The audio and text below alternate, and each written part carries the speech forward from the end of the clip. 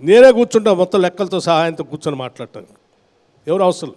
Sir Bhatti గారు మీ గురించి KCR comment చేయట్లేదు కానీ రేవంత్ గురించి పదే పదే కామెంట్ చేస్తూ ఉన్నారు. ఆయన బీజేపీతో కలుస్తారు అని. ఎందుకు అలా కామెంట్ చేస్తున్నారు వాళ్ళు? ఎవరు? కేసీఆర్ కానీ, కేటీఆర్ కానీ, హరీష్ రావు కానీ రేవంత్ త్వరలోనే బీజేపీలో కలిసిపోతాడు మీ గురించి అంటలేదు, వాళ్ళు మీ సీఎం గురించి అంటున్నారు. బీజేపీ బీఆర్ఎస్ రెండు కలిసి ఉన్నటువంటి రాజకీయ పార్టీలు. అందుకే బీఆర్ఎస్ పార్టీ సంబంధించి చాలా చోట్ల బీజేపీ అభ్యర్థుల కోసం అని చెప్పి చాలా చోట్ల వీళ్ళు బలహీనమైనటువంటి అభ్యర్థులు కూడా పెట్టారు. రెండు కలిసే పోతూ ఉన్నారు. పోతూ కాంగ్రెస్ పార్టీ మీద ఒక రాయి వేయాలని చెప్పి ఇటువంటి తప్పుడు మాట్లాడుతూ ఉన్నారు. మా ముఖ్యమంత్రి కాంగ్రెస్ పార్టీ ముఖ్యమంత్రిగా రేవంత్ రెడ్డి గారు వచ్చిన దగ్గర నుంచి ఇప్పటివరకు కూడా ప్రతి అంశాన్ని మేము ఇచ్చినటువంటి హామీలు కానీ తీసుకునే నిర్ణయాలన్నీ కూడా పార్టీలో లోతుగా అందరం చర్చించి చాలా స్పష్టంగా అమలు చేసుకుంటాం. అసలు ఏడాదిలో ప్రభుత్వం పడిపోతుందని పదే చెప్తున్నాడు. మీద ఎందుకు నమ్మకం లేదు? దీని మీద చెప్పండి ఎందుకు? రమేష్ గారు ఒక్క నిమిషం, అనేక అంశాలని చాలా కూలంకషంగా చర్చిద్దాం. ఒక చిన్న బ్రేక్ తీసుకుని మళ్ళీ మనం కార్యక్రమంలోకి వద్దాం. రైట్, ఇప్పటిదాకా మనం కాంగ్రెస్ పార్టీ తెలంగాణలో కాంగ్రెస్ ప్రభుత్వ పాలనా వ్యవహారాలకు సంబంధించి మాట్లాడుకున్నాం. ఆ తర్వాత రాబోయే ఎన్నికల్లో, లోక్సభ ఎన్నికల్లో కాంగ్రెస్ పార్టీ పెర్ఫార్మెన్స్ ఏ విధంగా ఉండబోతోంది, ఎంతవరకు సన్నద్ధమైంది, ఈ విషయాలన్నీ క్వశ్చన్ అవర్లో భట్టి విక్రమార్క గారి. గత సంవత్సరం కంటే ఎక్కువ విద్యుత్ సంబంధించిన డిమాండ్ పెరిగినప్పటికి కూడా ఎటువంటి కట్స్ లేకుండా సంపూర్ణంగా క్వాలిటీ పవర్ ఇచ్చినటువంటి అంశాలు లెక్కలతో సహా అక్కడ ఉన్నాయి. ఇదేదో గాల్లో మాట్లాడేటువంటి మాటలు కూడా. కానీ 30 సంవత్సరాలు అదనంగా ఇంకో 10,000 కోట్లు భారం ఇస్తారు. ఏది సక్రమంగా చేశారు? భట్టి గారు, ఇవన్నీ నా కోసం నీ కోసం కాదు, ఇవన్నీ రాష్ట్ర ప్రజలందరికీ సంబంధించినవి, అందరి మీద పడే భారం. ఆ భారం అట్లా వేయటం కరెక్ట్ కాదు. పాలకులు అన్నటువంటి వాళ్ళు కస్టోడియన్స్గా ఉండాలి. ప్రజలకి అతి తక్కువ భారం పడేటట్టుగా ఉన్న ఆర్థిక వ్యవస్థను జాగ్రత్తగా ప్లాన్ చేసి వాళ్ళ జీవితాలు బాగు చేయడం కోసం ఖర్చు పెట్టాలి. భట్టి గారు, ఇప్పుడు కాళేశ్వరం గురించి ప్రస్తావన తీసుకొచ్చారు.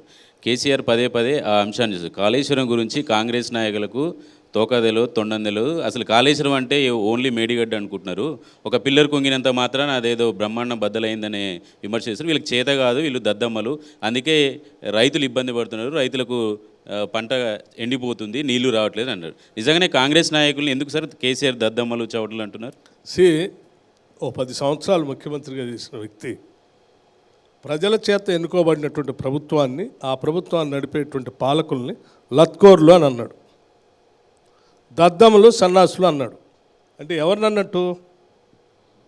వీళ్ళని ఎన్నుకొని ప్రభుత్వాన్ని ఏర్పాటు చేయమని చెప్పినటువంటి ప్రజలు అన్నట్టు.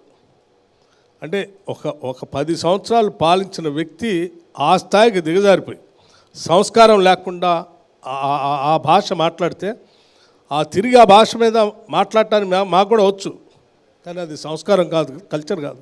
సరే, ఇప్పుడు తెలంగాణ ప్రజలు ఎప్పుడు చెప్పలేరు. 1, 2 కాళేశ్వరం అంటే మేడిగడ్డ కాదు, అన్నారం కాదు, సుందీళ్ళ కాదు. మరి ఏంటది? కాళేశ్వరం అంటే ఏంది? కాళేశ్వరం అంటే ఏంటి? ప్రాణేత చేవేళ్ల దగ్గర కట్టాల్సిన దాన్ని తీసుకొచ్చి మేడిగడ్డ కడుతున్న కాళేశ్వరం నువ్వే కదా చెప్పింది. మేడిగడ్డ పైన ఇంకో బ్యారేజ్ కడుతున్నా అన్నారు అన్నావు, దానిపైన సుందీళ్ళ ఇంకో బ్యారేజ్ కడుతున్నావు. ఈ 3 బ్యారేజ్లే కదా. నువ్వు కొత్త కట్టిన బ్యారేజ్ ఇంకేదైనా ఉందా ఇవి కాకుండా? సరే, దానిపైన ఉన్నటువంటి శ్రీపాద ఎల్లంపల్లి బ్యారేజ్ ఉంది, అది నువ్వు కాదుగా కట్టింది. సార్, బీఆర్ఎస్ తర్వాత వాటర్ జంక్షన్గా మారినటువంటి మిడ్ మానేర్ ఉంది, అది ఈయన కాదుగా కట్టింది. 2 నీళ్లు పారే కాకతీయ కెనాల్ ఉంది, అది ఈయన కాదుగా కట్టింది. నువ్వు కట్టింది ఏంది? 3 బ్యారేజ్లే కదా. 3 బ్యారేజ్ పని కాకుండా పోయా. ఇప్పుడు మీరేమో వాళ్ళకు 94,000 కోట్లు ఖర్చు పెట్టిందని చెప్తావు. సార్, మీరేమో వాళ్ళు కట్టింది కూలిందని చెప్తున్నారు, వాళ్ళే మీరు మెయింటెనెన్స్ తెలియదని చెప్తున్నారు. మీ ఇద్దరి రాజకీయాల మధ్య రైతులు ఇలాగే నష్టపోవాలి. చాలా పొరపాటు. మీ ప్రశ్నే సహేతుకంగా లేదు.